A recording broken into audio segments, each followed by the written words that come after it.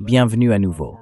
Nous sommes rejoints une fois de plus par Brian Berletic, ancien marine américain, auteur et animateur de The New Atlas, pour parler de ce qui relie la guerre économique contre la Chine aux guerres menées contre la Russie et l'Iran.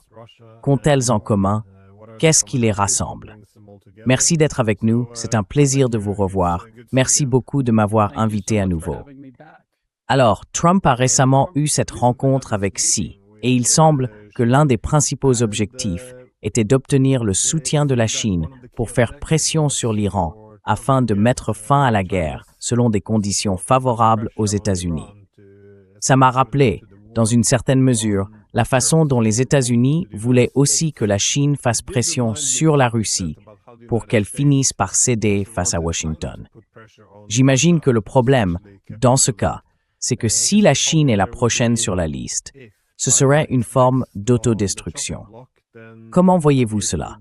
Parce que vous avez soutenu que la Chine serait, en fin de compte, la véritable cible dans tous ces théâtres de guerre.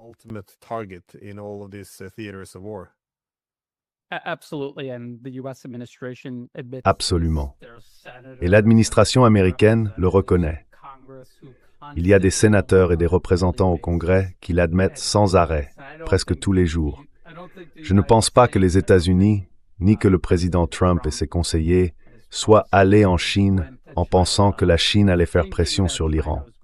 Tout comme la Chine ne ferait jamais pression sur la Russie.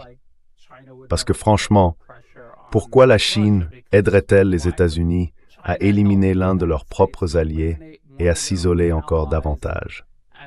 Donc, il faut que les gens comprennent à quoi servent vraiment les États-Unis quand ils parlent de diplomatie.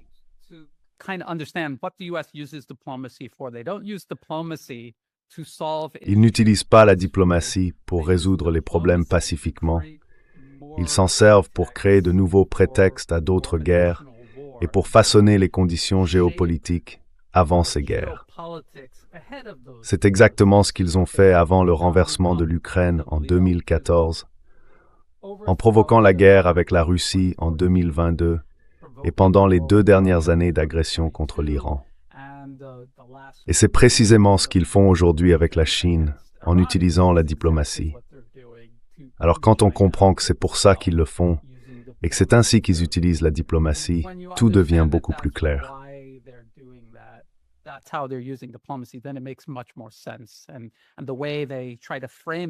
Et la façon dont ils essayent de présenter ça dans l'esprit des Américains, il faut se rappeler qu'ils ont plusieurs publics cibles quand ils font ou disent ces choses-là. Ils veulent ancrer dans la tête des Américains l'idée que les États-Unis sont un pays tellement raisonnable. Peu importe à quel point la Chine est mauvaise, l'Amérique, elle, veut discuter avec eux. C'est exactement le même jeu qu'ils ont joué avec l'Iran, jusqu'à ce que les États-Unis lancent leur guerre d'agression contre ce pays. Et c'est le même jeu qu'ils mènent depuis des années avec la Russie, à propos de l'Ukraine.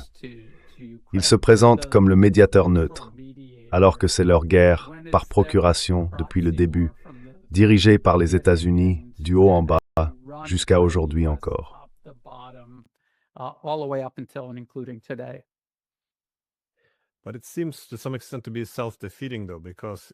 Mais ça semble, dans une certaine mesure, se retourner contre soi. Parce que si on regarde le système international, la paix devrait venir d'un équilibre des puissances, où toutes les grandes puissances seraient limitées dans leurs actions. On pourrait penser qu'un Iran ou une Russie plus indépendant et plus fort contribuerait justement à cet équilibre sur le continent eurasien.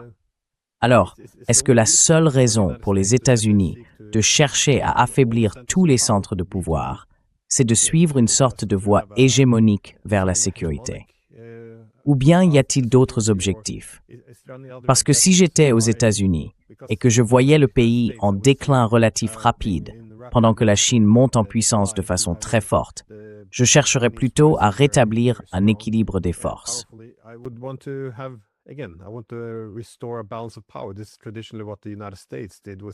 C'est ce que les États-Unis faisaient traditionnellement avec leur stratégie d'équilibre à distance. Ils entraient tard dans les guerres, une fois que toutes les grandes puissances avaient épuisé leur sang et leurs ressources. Leur objectif principal c'était d'imposer ou de rétablir un équilibre des puissances pour que les grandes nations se contrebalancent entre elles, puis de se retirer avant que les autres ne commencent à s'unir pour contrebalancer les États-Unis. Mais aujourd'hui, en cherchant à affaiblir l'Iran et la Russie, on a l'impression qu'il n'y aura plus aucun contrepoids face à son principal adversaire. En réalité, pour que les Russes puissent survivre maintenant, ou les Iraniens, ils doivent placer encore plus de confiance et de dépendance envers la Chine. Cela ne semble pas vraiment être un comportement rationnel pour un pays qui prétend vouloir équilibrer ses opposants.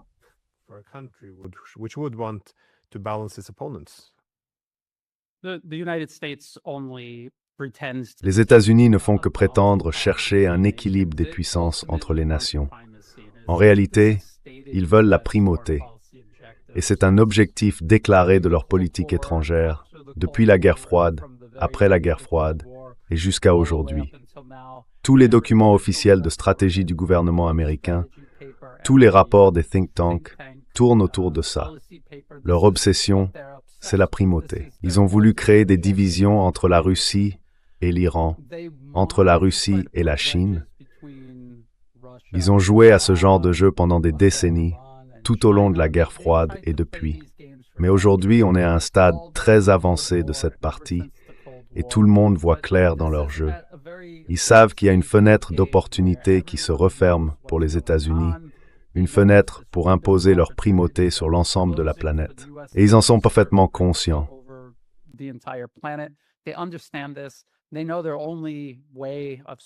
Ils savent que leur seule chance de survie, c'est de travailler ensemble. J'imagine qu'il y a encore, un peu partout dans le monde, des cercles d'intérêt politique qui ne l'ont pas compris, qui pensent encore pouvoir conclure un accord avec les États-Unis. J'espère qu'ils ne sont pas nombreux. On ne peut jamais en être totalement sûr. Mais je suis presque certain que surtout à Moscou et à Pékin, ils ont parfaitement compris ça. Et il n'y a rien que les États-Unis puissent faire pour, disons, les tromper.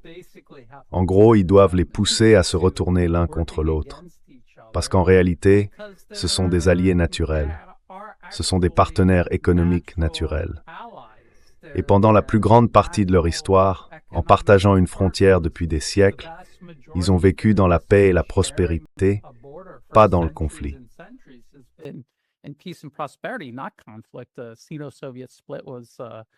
La rupture sino-soviétique, c'était une anomalie historique, pas la norme.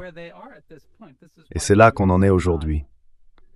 C'est pour ça que les États-Unis ne peuvent pas et ne cherchent pas vraiment à créer, enfin s'ils le pouvaient, ils renverseraient l'Iran ou la Russie, installeraient un régime client à leur place et les contrôleraient de cette manière. C'est ce qu'ils voudraient faire, au fond. C'est ce qu'ils ont essayé de faire, et jusqu'ici, ils ont échoué. Ce serait la seule façon pour eux de créer, enfin ce ne serait même pas un centre de pouvoir indépendant, ce serait juste un autre proxy américain. Et c'est exactement ce qu'ils essayent de faire. C'est ce qu'ils ont toujours fait. C'est ce qu'ils ont fait de l'Europe. Elle n'est plus une puissance indépendante capable d'équilibrer entre les États-Unis, la Russie, l'Iran et la Chine.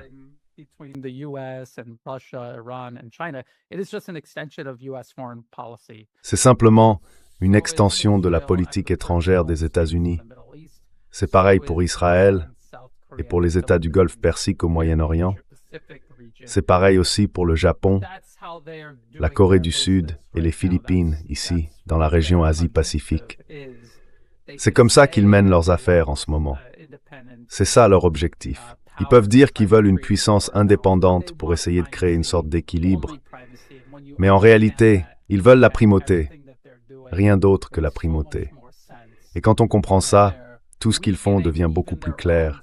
Ils affaiblissent même leurs propres soi-disant alliés pour mieux les subordonner, pour en tirer davantage, comme instrument contre les pays qui résistent encore à la primauté américaine, surtout la Russie, surtout l'Iran et surtout la Chine.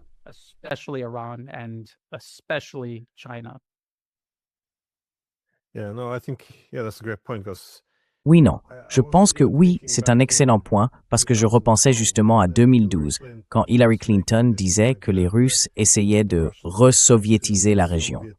Elle parlait de l'Union économique eurasiatique, qui est un groupement géoéconomique cherchant en gros à organiser un bloc commercial. Et son argument à l'époque, c'était qu'il fallait essayer de ralentir ce processus, ou de le renverser, ou même, vous savez, de démanteler complètement l'Union économique eurasiatique, ou du moins ce qui était en train de le devenir.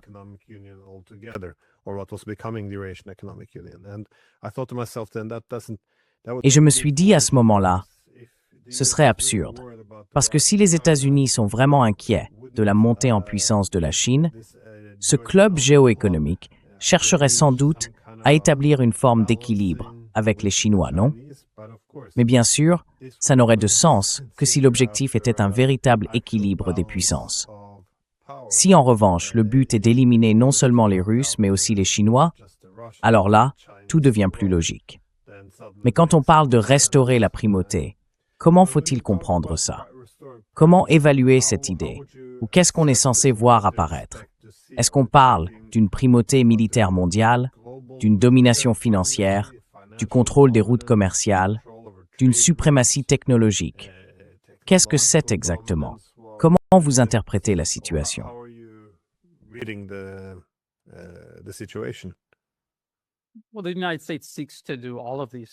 Eh bien, les États-Unis cherchent à faire tout ça. Mais à quel point c'est réaliste? C'est une toute autre question. Et franchement, une grande partie ne l'est pas. Et plus le temps passe, moins ça le devient. Ce qu'ils essayent de faire, en réalité, ils se rendent compte que la Chine dépasse les États-Unis, pas seulement les États-Unis, mais aussi tous leurs alliés et leurs relais, et qu'ils ne peuvent rien y faire. Alors ils se disent, si on ne peut pas affronter la Chine directement, qu'est-ce qu'on peut faire? On peut tout saboter, entraîner tout le monde vers le bas, semer le chaos partout, et peut-être qu'à la fin, on en sortira plus fort. C'est leur logique. C'est en gros ce qu'ils disent ouvertement aujourd'hui.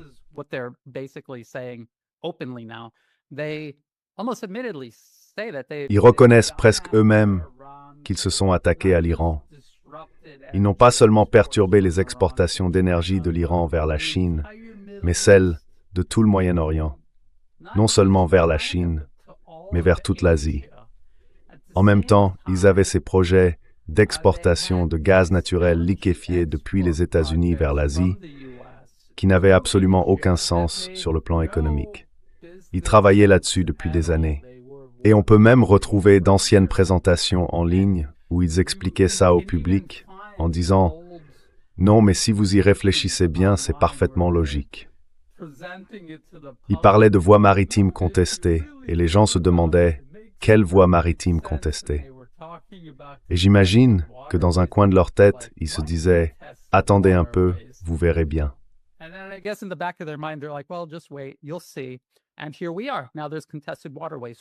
Et nous y voilà. Maintenant, il y a des voies maritimes contestées. Qui les a créées? Ce sont les États-Unis. Ils les ont créées en toute connaissance de cause. Ils ont provoqué cette crise au Moyen-Orient. Ils interceptent des navires depuis le Moyen-Orient jusqu'à l'océan Indien et même au-delà. Ils exercent des pressions sur l'Indonésie, qu'ils y parviennent ou non. C'est une autre histoire. Mais ils veulent un accès militaire au détroit de Malacca, ou plutôt un accès militaire encore plus important, parce qu'ils ont déjà mis en place, en réalité, une sorte de blocus mondial sur les exportations d'énergie russe. Ils y ont ajouté les exportations d'énergie du Venezuela, jusqu'à ce que les États-Unis finissent tout simplement par s'emparer du pays.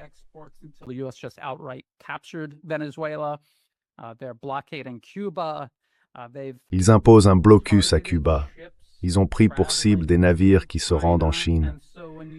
Et quand on prend un peu de recul, qu'on regarde l'ensemble du tableau, on voit qu'ils s'attaquent aux routes commerciales partout dans le monde. Ils se préparent à ça depuis des années. Ils ont réorganisé tout le corps des marines américains pour en faire une force anti-navire, précisément dans ce but. Et ce n'est pas une politique de l'administration Trump. C'est quelque chose qui se préparait probablement déjà sous l'administration Obama et qui a été poursuivi par toutes les suivantes. Et maintenant, c'est prêt. Et maintenant, ils utilisent réellement le corps des marines pour intercepter des navires au Moyen-Orient.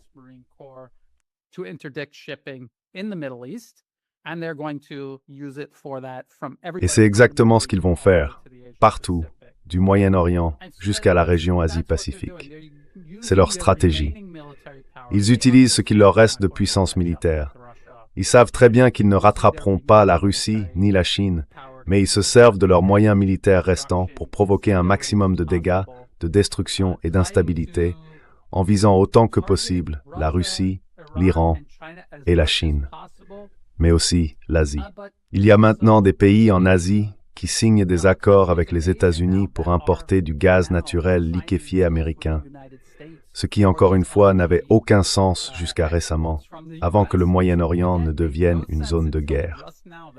Et qu'est-ce que cela apporte aux États-Unis?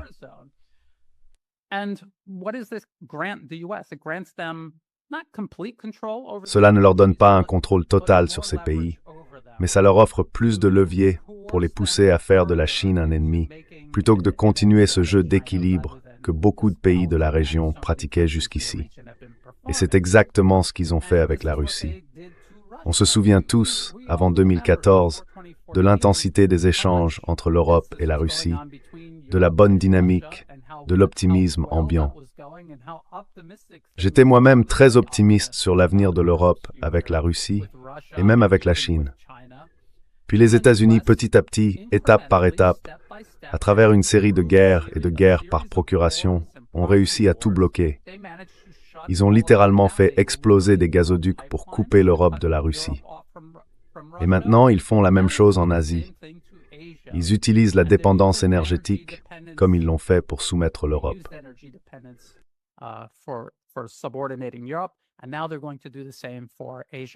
Et maintenant, ils vont faire la même chose en Asie. Je pense qu'ils auront moins de succès et que ça ira beaucoup plus lentement que pour l'Europe, pour de nombreuses raisons. Mais je ne les sous-estimerai pas pour autant. C'est bien leur objectif. Leur but, ce n'est pas de trouver un moyen d'avoir plus de puissance pour écraser la Russie, l'Iran ou la Chine. Leur but, c'est d'utiliser le pouvoir qui leur reste pour semer le plus de chaos possible, pour freiner la paix, la prospérité et la coopération autant qu'ils le peuvent. Et ensuite, espérer qu'une fois les cendres retombées, ce soit eux qui en sortent les plus forts. C'est exactement ce qu'ils font. C'est pour ça que je dis aux gens, ne sous-estimez pas jusqu'où ils sont prêts à aller, ni les dégâts qu'ils sont prêts à provoquer. Le désastre qu'ils ont créé au Moyen-Orient s'inscrit parfaitement dans cette stratégie. Ce n'est pas quelque chose qu'ils cherchent à corriger.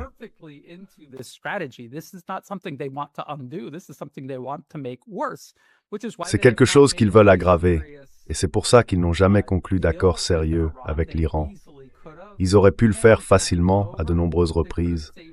Ils auraient pu sauver la face à n'importe quel moment. Mais non, ils avancent délibérément vers l'escalade et vers plus de conflits. Ils veulent que le conflit continue. Ils veulent faire imploser les choses, mais pas d'un coup, pas du jour au lendemain. Ils veulent le gérer, exactement comme ils ont géré la coupure de l'Europe de l'énergie russe. Ça ne s'est pas fait du jour au lendemain, ça a pris des années.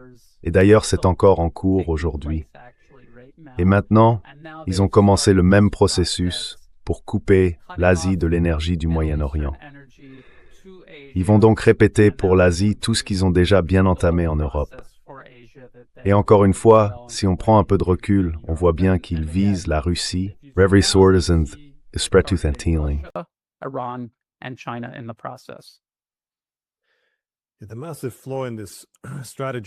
Le gros défaut de cette stratégie, c'est que la Russie est le plus grand producteur d'énergie et qu'elle partage une longue frontière directe avec la Chine, qui est le plus grand consommateur.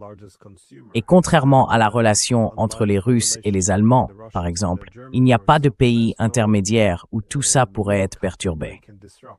Avant la révolution orange en Ukraine, environ 80% du gaz russe destiné à l'Europe passait par l'Ukraine. Donc, si on déstabilisait l'Ukraine, on pouvait perturber cet approvisionnement en gaz.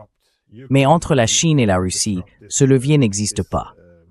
Du coup, on met ensemble deux immenses puissances eurasiennes. Et ensemble, elles peuvent exercer une force d'attraction capable d'entraîner des pays comme l'Iran et d'autres encore.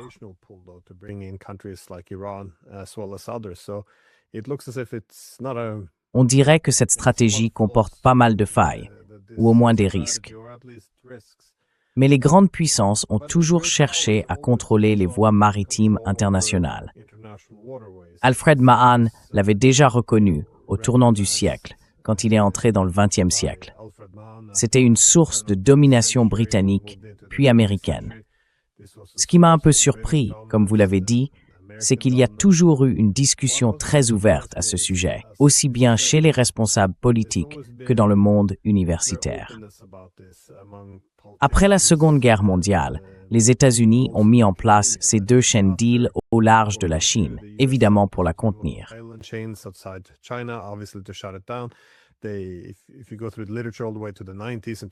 Si on regarde la littérature jusqu'aux années 90 et 2000, on voit qu'ils écrivaient régulièrement que si la Chine devenait un jour conflictuelle ou tentait de défier le leadership américain, on pourrait fermer le détroit de Malacca. Encore une fois, un point d'étranglement stratégique. On trouve aussi des gens comme Brzezinski qui expliquaient que si la Russie, après la guerre froide, essayait de rétablir un équilibre ou de contester notre autorité, il faudrait lui faire comprendre que ses principaux couloirs maritimes seraient bloqués. Le plus important, c'est la mer Baltique, et c'est exactement ce qu'on voit aujourd'hui. Et oui, comme vous l'avez dit, les gazoducs Nord Stream, ils avaient déjà parlé de les détruire des années avant que ça ne se produise réellement.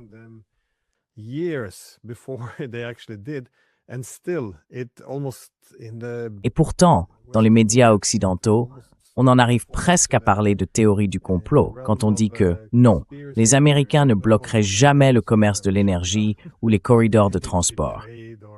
C'est absurde sur le plan historique, et ça contredit toutes les preuves. Mais pardon, j'en venais à ma question. Comment voyez-vous cet effet?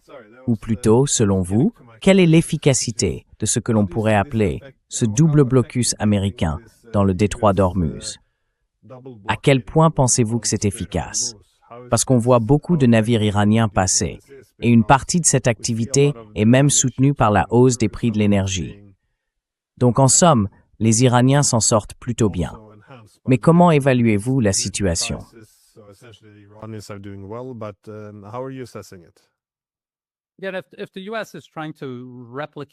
Si les États-Unis essaient de reproduire leur succès en coupant l'Europe de la Russie, c'est bien ce qu'ils tentent de faire.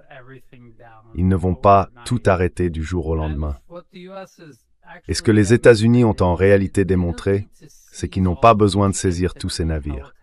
Ils n'ont pas besoin non plus d'envoyer des hélicoptères se poser sur chacun d'eux. Beaucoup de navires font simplement demi-tour.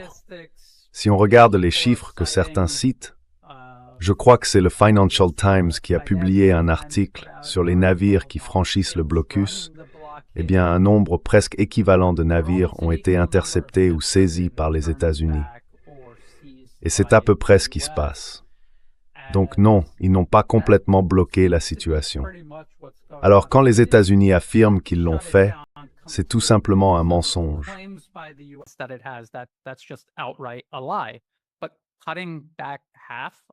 Mais réduire de moitié le trafic maritime, c'est important. Ce n'est pas un détail.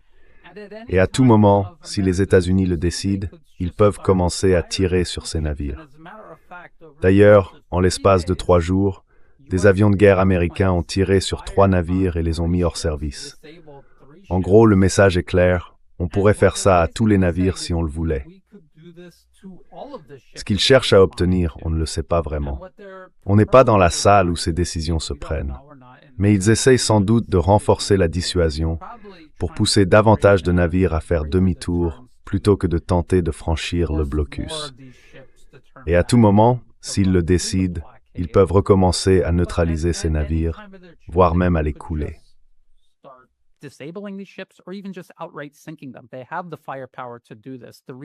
Ils ont la puissance nécessaire pour le faire.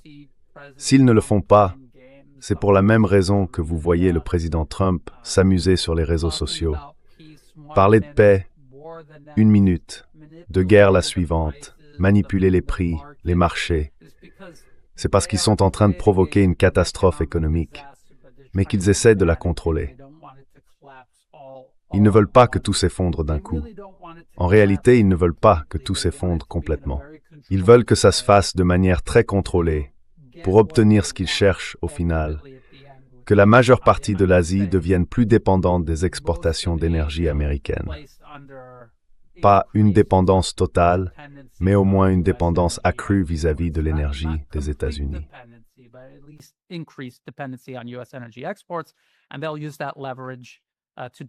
Et ils vont utiliser ce levier pour perturber ce que la Chine essaye de faire dans la région.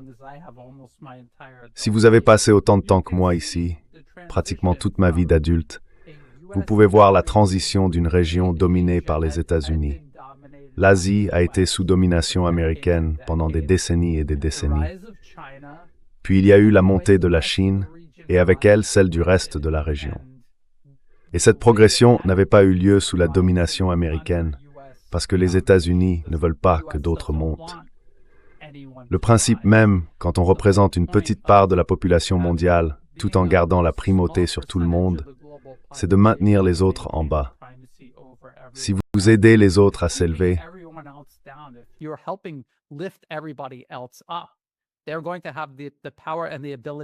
ils vont avoir le pouvoir et la capacité de vous dire non. Et c'est exactement ce que les États-Unis ne veulent pas. C'est pour ça que les États-Unis, tout comme l'Empire britannique avant eux, n'ont jamais vraiment sorti les pauvres de la misère pour les amener vers la paix et la prospérité. Ils les ont maintenus en bas. Ils ont gardé un levier sur eux en utilisant la force si et quand c'était nécessaire. Et c'est toujours ce que font les États-Unis aujourd'hui. C'est même au cœur de leur stratégie pour garder leur position dominante sur le monde. Bien sûr, la Russie, la Chine, l'Iran, eux aussi ont leur mot à dire dans tout ça.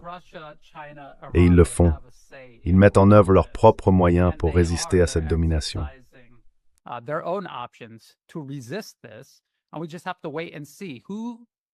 Il faut simplement attendre et voir. Qui en a vraiment la capacité? Est-ce que le monde multipolaire mené par la Russie, la Chine et l'Iran est capable de construire plus vite que les États-Unis ne peuvent perturber et détruire? C'est toute la question. La Chine a une capacité incroyable à bâtir, à se développer, à élever son niveau. Mais est-ce que les États-Unis peuvent continuer à repousser avec une force égale, voire supérieure? C'est ce qu'on va devoir découvrir. Tout ce que je dis, c'est qu'il ne faut pas sous-estimer jusqu'où les États-Unis sont prêts à aller pour s'assurer que la Chine ne les dépasse pas durablement et que les États-Unis ne déclinent pas de façon irréversible au point de devenir une puissance régionale ou même quelque chose d'encore moindre.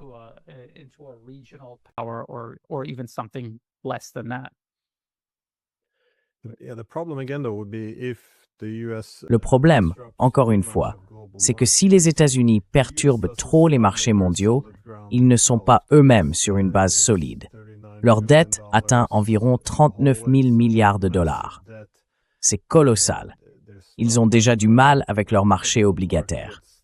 Et si une crise financière éclatait maintenant, on ne sait pas vraiment comment ils s'en sortiraient. Comment défendraient-ils le dollar? Est-ce qu'ils augmenteraient les taux d'intérêt au risque de rendre les paiements impossibles à tenir? Ou est-ce qu'ils les baisseraient en laissant le dollar s'effondrer?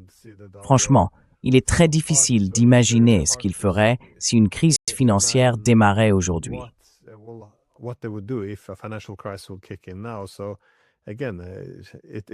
Encore une fois, ça semble être une stratégie assez insensée, surtout quand on mise toute la République sur la préservation de l'Empire. Mais vous avez mentionné que les Chinois doivent construire plus vite que les Américains ne détruisent. Et pendant une bonne partie de ces dernières années, alors que les États-Unis étaient engagés dans ces guerres sans fin, un peu partout dans le monde, la Chine injectait des milliers de milliards dans l'initiative des nouvelles routes de la soie. Dans quelle mesure voyez-vous cela comme un véritable amortisseur ou comme un moyen pour la Chine de se diversifier et de s'éloigner des corridors maritimes contrôlés par les États-Unis?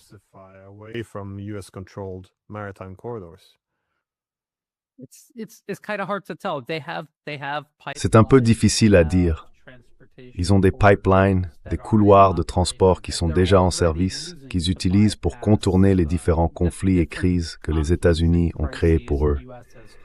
Mais dès que la Chine a commencé à développer ces couloirs, les États-Unis ont commencé à renforcer des groupes armés par procuration pour les attaquer et les perturber. Depuis des années, je couvre les attaques de militants soutenus par les États-Unis contre les infrastructures de l'initiative chinoise des nouvelles routes de la soie, ici en Asie du Sud-Est, au Myanmar, le pays voisin de la Thaïlande à l'ouest, et aussi au Pakistan, où le corridor économique Chine-Pakistan est constamment la cible d'attaques menées par des terroristes soutenus par les États-Unis.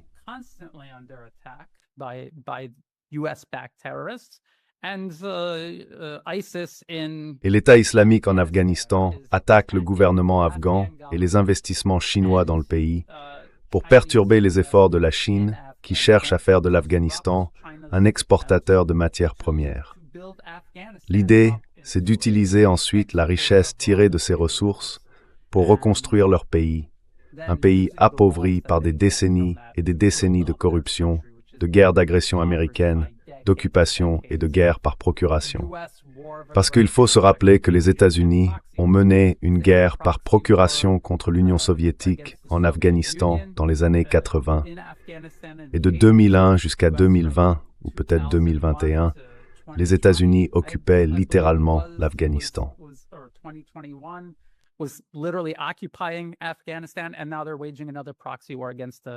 Et maintenant, ils mènent une autre guerre par procuration contre le gouvernement afghan et leurs alliés chinois pour perturber tout ça. C'est un processus constant. On pourrait presque dire que c'est une guerre sale mondiale que les États-Unis mènent. On sait qu'ils mènent une guerre sale contre la Russie à travers l'Ukraine, contre l'Iran ouvertement, une guerre d'agression. Mais en réalité, ils mènent cette guerre sale contre la Chine depuis des décennies et des décennies. Les résultats sont mitigés. À tout moment, ils peuvent intensifier le conflit, mais ils savent aussi qu'à tout moment, la Chine peut faire de même. C'est donc toujours un équilibre. Comme vous l'avez dit, si on perturbe trop, oui, cela pourrait déstabiliser économiquement les États-Unis.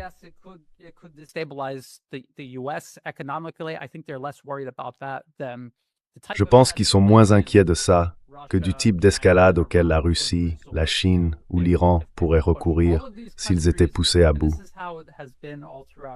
Tous ces pays, et c'est comme ça depuis toujours dans l'histoire, les empires s'étendent, ils avancent, ils s'en prennent à des nations dont ils savent qu'elles ne veulent pas vraiment la guerre, qu'elles préfèrent l'éviter. Et l'empire prospère justement en poursuivant agressivement des guerres dont il sait que tout le monde veut se tenir à l'écart. Ce qui les inquiète, les Américains, c'est que s'ils vont trop loin, ils risquent de se retrouver dans une situation où toutes ces nations visées seraient prêtes à faire la guerre simplement pour se défendre, pour leur propre survie.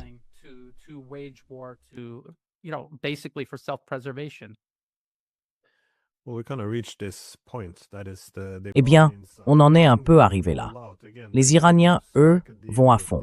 Encore une fois, ils pourraient conclure un accord avec les États-Unis dès aujourd'hui s'ils le voulaient. Mais ils veulent s'assurer qu'il n'y ait pas de retour en arrière, pas de retour à l'ancien statu quo, celui des sanctions paralysantes et des menaces permanentes.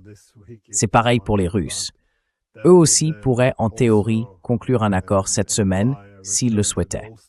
Mais ça impliquerait aussi un retour à l'ancien statu quo, qui en réalité n'en est pas un, c'est-à-dire l'expansion progressive de l'OTAN vers les frontières russes. Donc, en gros, ils ont tous posé les cartes sur la table et fait passer le message. Il n'y aura plus de retour à cette approche hégémonique de la sécurité. À partir de maintenant, les adversaires des États-Unis doivent être inclus dans l'architecture de sécurité. Mais tout ça, quelque part, ça me rappelle un peu... Enfin, est-ce qu'on n'est pas en train d'assister à un nouveau grand jeu?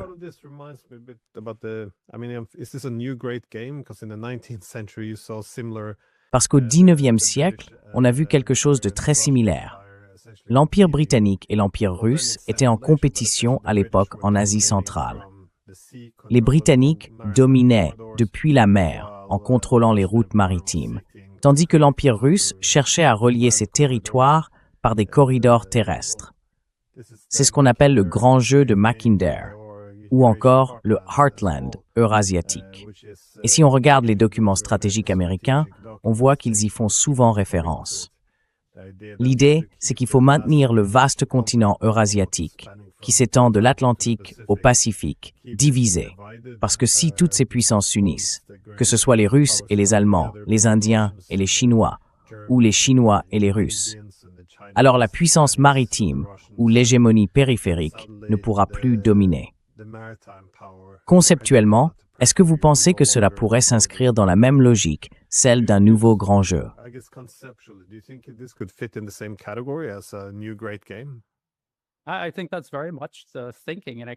Je pense que c'est exactement cette logique-là. Et ça répond en partie à la question de savoir pourquoi les États-Unis ne cherchent pas simplement à se faire des amis avec l'Iran ou avec la Russie. C'est parce qu'ils ne veulent pas que ces pays deviennent puissants. Ils veulent soit les subordonner, soit les affaiblir. Et s'ils refusent d'être subordonnés, alors on les affaiblit. Sinon, comme tu l'as expliqué, ils finiraient tous par coopérer.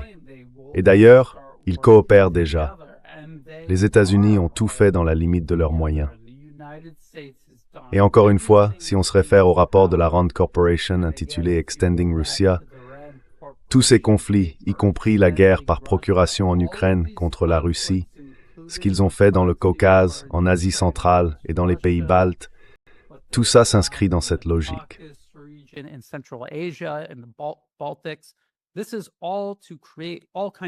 Tout cela vise à créer toutes sortes de dilemmes pour la Russie, à l'affaiblir.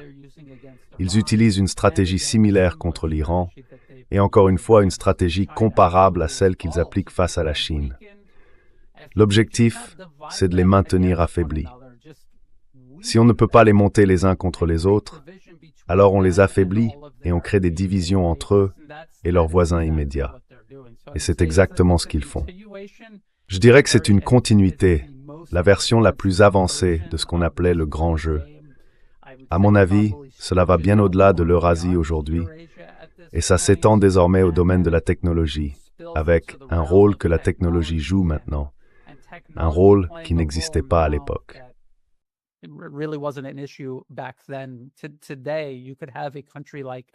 Aujourd'hui, on peut avoir un pays comme l'Iran, capable d'adopter et d'intégrer très vite les technologies de pointe et de s'en servir non seulement pour renforcer son économie, mais aussi pour accroître sa capacité de dissuasion militaire.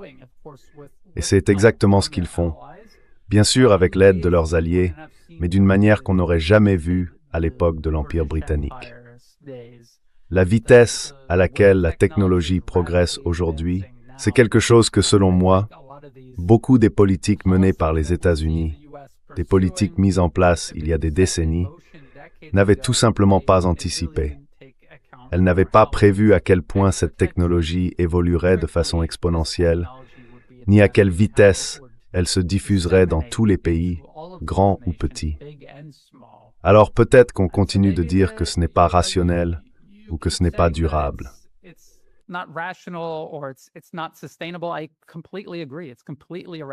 Je suis tout à fait d'accord. C'est complètement irrationnel et c'est intenable. Le concept même d'un empire mondial en soi me paraît irrationnel et intenable. La vraie question, c'est jusqu'où vont-ils aller dans les dégâts qu'ils vont causer? Parce qu'on sait bien que tous les empires finissent par s'effondrer. On sait que celui-ci tombera presque à coup sûr. Alors, combien de dégâts va-t-il provoquer en tombant?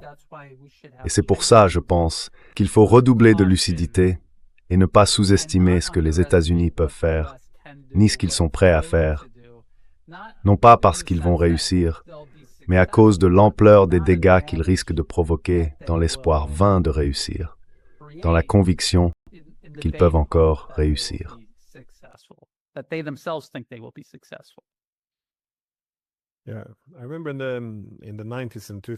Je me souviens que dans les années 90 et 2000, les théories de Kindleberger sur l'hégémon bienveillant, les États-Unis comme hégémon bienveillant, étaient très populaires. À cette époque, toute la puissance était concentrée. Enfin, les États-Unis étaient tout puissants. Une telle concentration de pouvoir faisait que, selon cette idée, les États-Unis pouvaient en quelque sorte atténuer l'anarchie internationale. Il n'y avait plus de rivalité entre grandes puissances, donc les États-Unis pouvaient assurer la stabilité. C'est ce qui les rendait bienveillants. Ils offraient au monde un accès ouvert aux technologies et au commerce, des routes maritimes libres et la liberté de navigation. Tout le monde pouvait participer à la finance internationale. C'était ça, la source de l'hégémon bienveillant. Mais je me souviens aussi de tout l'enthousiasme de l'époque, de cette conviction que les États-Unis avaient quelque chose de particulier, d'unique dans leur bienveillance.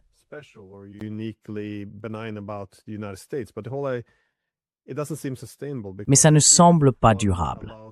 Parce que si on laisse ce système économique ouvert, qui permet à de nouvelles puissances d'émerger, et les Chinois ont émergé de façon spectaculaire depuis les années 80 au moins, alors cela pose un vrai dilemme pour les États-Unis. Parce qu'une fois que toutes ces puissances montantes se développent, si on les laisse devenir très fortes, eh bien, l'ère de l'hégémonie est terminée. Autrement dit, il ne peut pas y avoir d'hégémon bienveillant s'il n'y a plus d'hégémonie.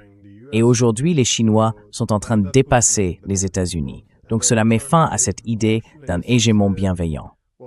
L'autre option, en gros, c'est d'utiliser tout le contrôle administratif sur l'architecture économique pour empêcher la montée de rivaux.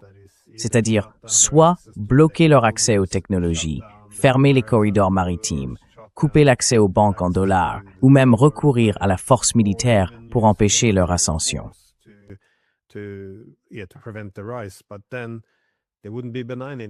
Mais dans ce cas, il ne serait plus bienveillant. Donc encore une fois, l'idée d'un hégémon bienveillant a toujours été un concept très difficile à maintenir.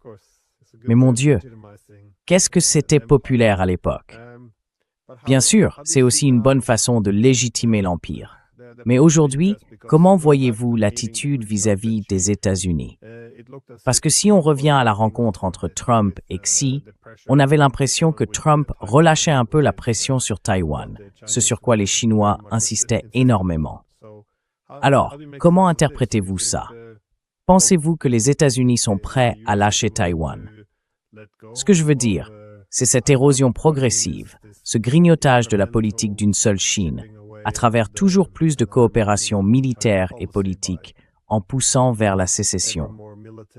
Ou bien, pensez-vous que ce n'est plus qu'une diversion aujourd'hui?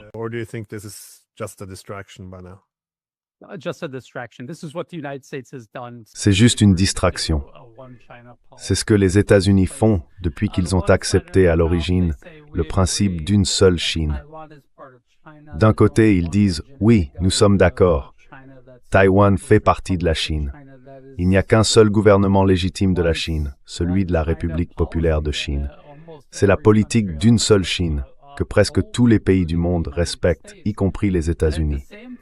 Et en même temps, dès qu'ils disaient cela, ils prenaient à Washington des décisions unilatérales, la loi sur les relations avec Taïwan et les assurances.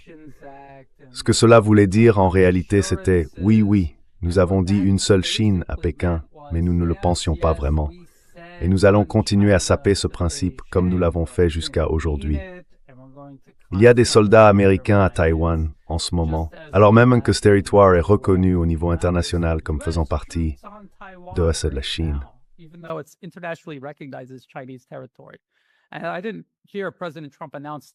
Et je n'ai pas entendu le président Trump annoncer quoi que ce soit sur le statut de ses troupes, encore moins dire qu'il allait les retirer. Et ils ne le feront pas. Tout ce qu'ils ont fait, ce qu'ils font en ce moment et ce qu'ils continueront à faire, s'inscrit dans une stratégie qui consiste à utiliser Taïwan aux côtés des Philippines, du Japon et de la Corée du Sud comme un bélier régional à la manière de l'Ukraine contre la Chine. Ils ne reculeront pas là-dessus.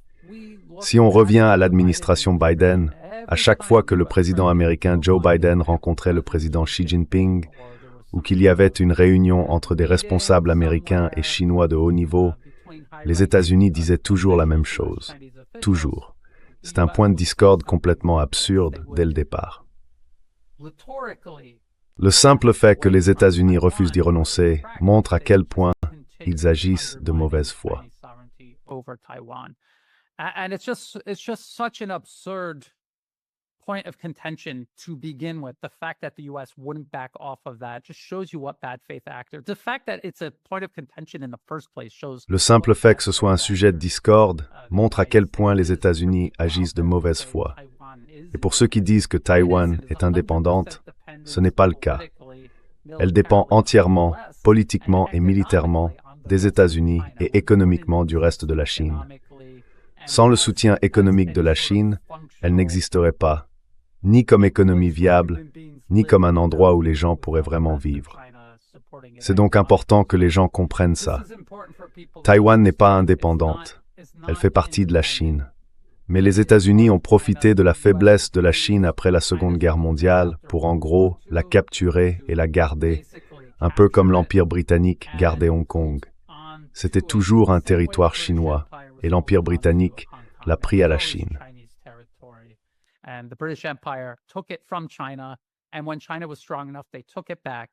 Et quand la Chine a été assez forte, elle l'a reprise.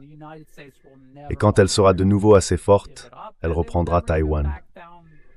Les États-Unis, eux, ne l'abandonneront jamais volontairement. Et ils ne feront jamais reculer la Chine sur sa position à ce sujet. Ils se contenteront d'en parler un peu comme le président Trump qui dit vouloir conclure un accord avec l'Iran. S'il pouvait exister une probabilité négative d'un accord avec l'Iran, ce serait ça. C'est la même chose pour tout accord entre les États-Unis, la Russie et l'Ukraine. Ça n'arrivera jamais. Ils utilisent simplement la diplomatie comme couverture pour continuer. Et c'est ça, le plus regrettable. Nous, on veut tous voir ces conflits se terminer et on veut voir un monde multipolaire. Vous parliez de l'hégémonie bienveillante, c'est ça? Oui, une hégémonie bienveillante. C'était Kindober. Oui, enfin, le problème, c'est que les États-Unis ont toujours été guidés par le profit. Ils poursuivent sans cesse le profit et le pouvoir. Ce qui est intéressant, c'est que la Chine est ce qui se rapproche le plus de cette logique. Sauf qu'elle ne cherche pas à devenir une puissance hégémonique. Elle veut un monde multipolaire, un équilibre des forces entre les nations. Elle ne veut pas être le pays qui contrôle tous les autres.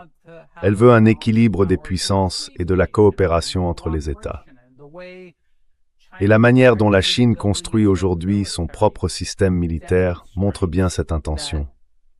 Ce ne sont pas que des mots, ce sont aussi des actes. Leur armée, concrètement, n'a pas la capacité, si les États-Unis s'effondraient demain, elles ne pourraient pas simplement prendre leur place.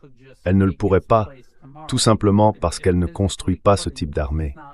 Et c'est, d'une certaine façon, ce vers quoi on se dirige.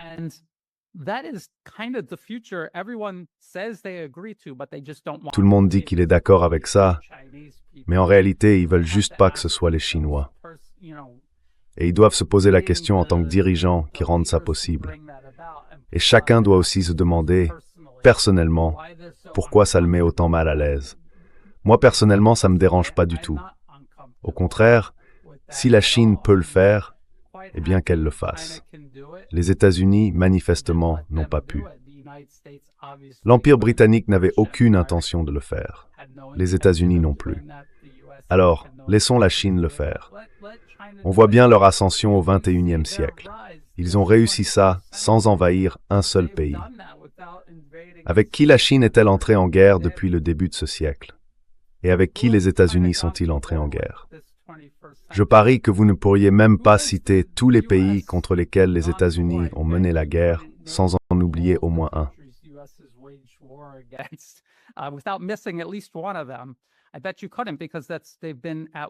Je parie que vous ne pourriez pas parce qu'ils ont été en guerre en permanence. C'est donc vraiment étrange de voir comment, dans l'esprit des gens, même chez ceux qui sont critiques envers les États-Unis, oui, ils savent qu'il y a quelque chose qui ne va pas, ils continuent malgré tout à rejeter un autre système, le multipolarisme, à cause de la Chine. Et ils n'arrivent pas vraiment à expliquer de façon rationnelle pourquoi c'est la Chine. Parce que, justement, c'est irrationnel. Cette peur de la Chine est irrationnelle. Et les États-Unis, bien sûr, ont beaucoup investi pour créer cette peur irrationnelle chez de nombreuses personnes à travers le monde, précisément parce qu'ils ne veulent pas que la Chine menace leur avenir unipolaire. Ils ne veulent pas du multipolarisme. Ils ne veulent pas d'un équilibre des puissances entre les nations, parce que ce serait la fin de leur primauté.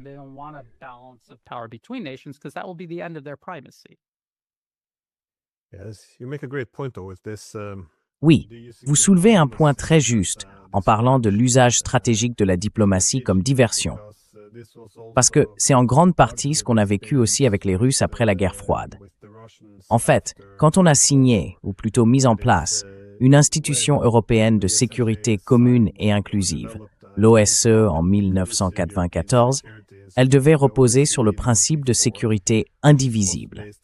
L'idée, c'était d'avoir la sécurité avec les Russes, pas contre eux. Autrement dit, pas l'OTAN. Mais les États-Unis planifiaient déjà l'élargissement de l'OTAN.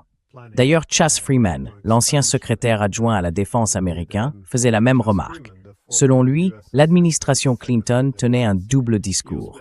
D'un côté, elle disait aux Russes « Non, nous n'allons pas étendre l'OTAN, nous allons construire une architecture de sécurité commune. »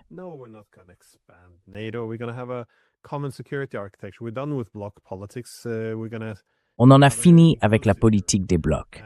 On va construire une Europe inclusive. Et puis, bien sûr, ils sont allés voir les anciens pays du pacte de Varsovie en leur disant « Non, non, l'OTAN n'arrive pas, on essaie juste de calmer les Russes. » Alors qu'en réalité, on leur plantait un couteau dans le dos. Et même après que la décision d'élargir l'OTAN avait été prise, quand l'acte fondateur OTAN-Russie a été signé en 1997, l'idée, c'était que l'OTAN, donc les États-Unis, s'engagerait à ne pas déployer leurs troupes dans les anciens alliés de la Russie, à ne pas déplacer l'infrastructure militaire de l'OTAN vers l'Est. Et il y a cette citation de Clinton, qu'on trouve dans le livre de Zarate, où il demande en gros, bon, à quel point cet accord est contraignant. Et il ajoute, attendez, laissez-moi bien comprendre.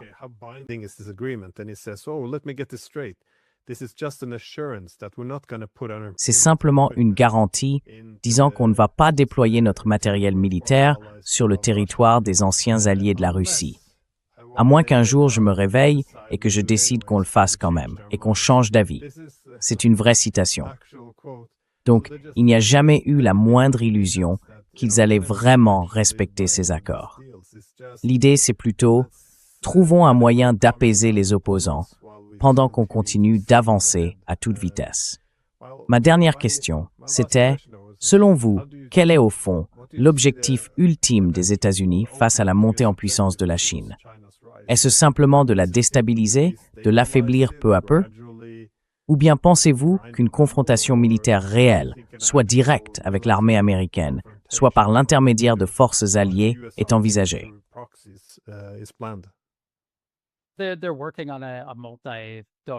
Ils travaillent sur une stratégie multidomaine. Ils y travaillent sous tous les angles possibles, vraiment tous. Donc ce qu'ils font avec la Russie et l'Iran s'inscrit clairement dans cette logique. Je veux dire, on parlait de la Russie et de la Chine, de leurs frontières communes, et du fait que la Russie fournit de l'énergie à la Chine. Mais les États-Unis, d'après le New York Times, les États-Unis, ou plutôt la CIA et l'armée américaine, supervisent ces frappes de drones en Russie qui visent la production énergétique russe. Alors, on peut débattre de l'impact réel que ça a sur la production d'énergie en Russie, mais ils vont continuer à le faire tant qu'on ne les obligera pas à arrêter. Et honnêtement, je ne vois pas quand ça pourrait s'arrêter. En fait, tout ce que je vois, c'est une escalade continue, progressive, presque inévitable.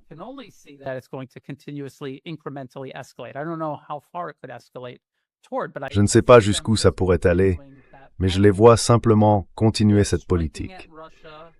Ils frappent la Russie, son secteur énergétique, pour affaiblir la Chine. Ils frappent l'Iran, puis déstabilisent tout le Moyen-Orient, encore une fois, pour nuire à la Chine.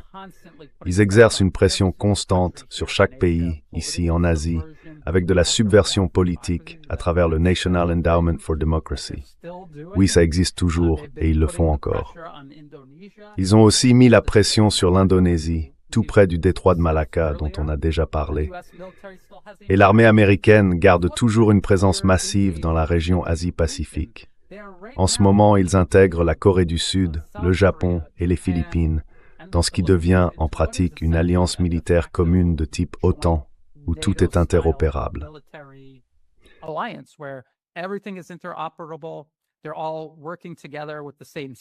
Ils travaillent tous ensemble avec les mêmes systèmes, en utilisant les mêmes renseignements, et en réalité, ils sont tous subordonnés aux États-Unis. Les Sud-Coréens veulent modifier la loi pour que, en cas de guerre, le gouvernement sud-coréen ait le contrôle de ses propres troupes. Parce qu'à l'heure actuelle, ce seraient les États-Unis qui prendraient le commandement de toutes les forces sud-coréennes en temps de guerre. Je ne sais pas si tout le monde le sait, mais c'est un vrai débat en Corée du Sud. Et les États-Unis ne le tolèrent pas. Ils refusent qu'ils changent cette loi. Voilà la direction que ça prend. Tout ça est en cours en ce moment même. C'est ce sur quoi ils travaillent en permanence. Si on regarde le fonctionnement interne, les rouages de l'Empire américain, c'est exactement ce qu'il fait au quotidien.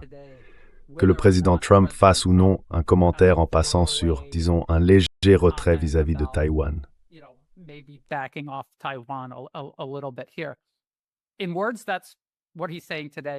En parole, c'est ce qu'il dit aujourd'hui, mais demain, ce sera peut-être une autre histoire. Dans les faits, ils n'ont même pas ralenti cette marche vers la guerre avec la Chine. Donc oui, ça va être la guerre. Une guerre économique par procuration. En réalité, les États-Unis mènent déjà une guerre par procuration contre la Chine. Je veux dire, il y a des groupes armés qui attaquent des investissements chinois au Myanmar, au Pakistan, en Afghanistan. Au Pakistan, il y a même eu une tentative d'assassinat contre l'ambassadeur de Chine. Donc c'est une guerre sale, très sérieuse, qui est déjà en cours, et elle ne fera que s'intensifier. Jusqu'où cela ira, je n'en sais rien. Et encore une fois, ça nous ramène à la question que je crois nous nous posons tous.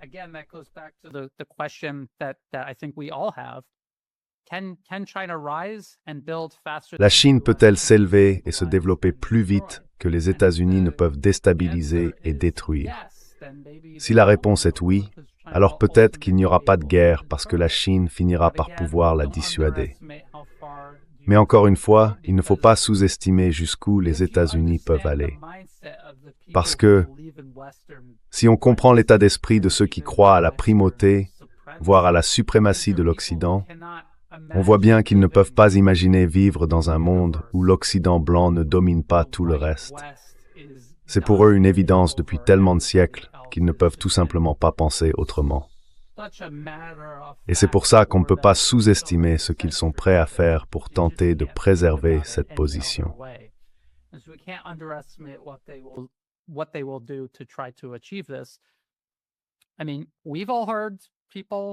Je veux dire, on a tous entendu des gens, en Europe et même aux États-Unis, parler d'utiliser des armes nucléaires contre la Russie, contre la Chine, contre l'Iran.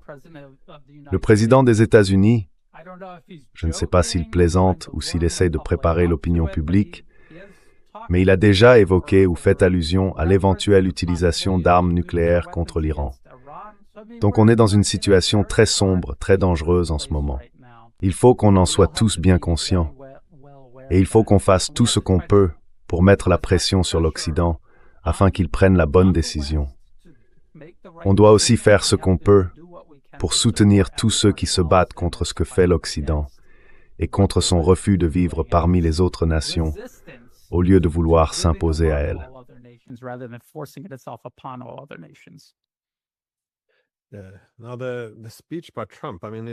Le discours de Trump, c'est intéressant parce qu'il rend les choses folles presque normales. Quand il répète plusieurs fois que bientôt on va anéantir toute une civilisation, eh bien ça devient, bon, apparemment, c'est le genre de choses qu'un président peut dire. On a eu la même chose en Europe. C'était en 2022, ou peut-être en 2023, avec la ministre allemande des Affaires étrangères. Elle disait en gros, « Ah, il ne faut pas se battre entre nous. On est en guerre contre la Russie. » Et là, tout de suite, il y a eu une réaction. Non, non, on n'est pas vraiment en guerre contre la Russie. C'est une guerre entre l'Ukraine et la Russie. Mais aujourd'hui, tous les dirigeants européens peuvent dire oui, on est en quelque sorte en guerre contre la Russie.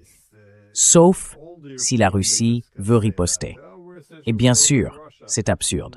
On n'est pas en guerre contre la Russie.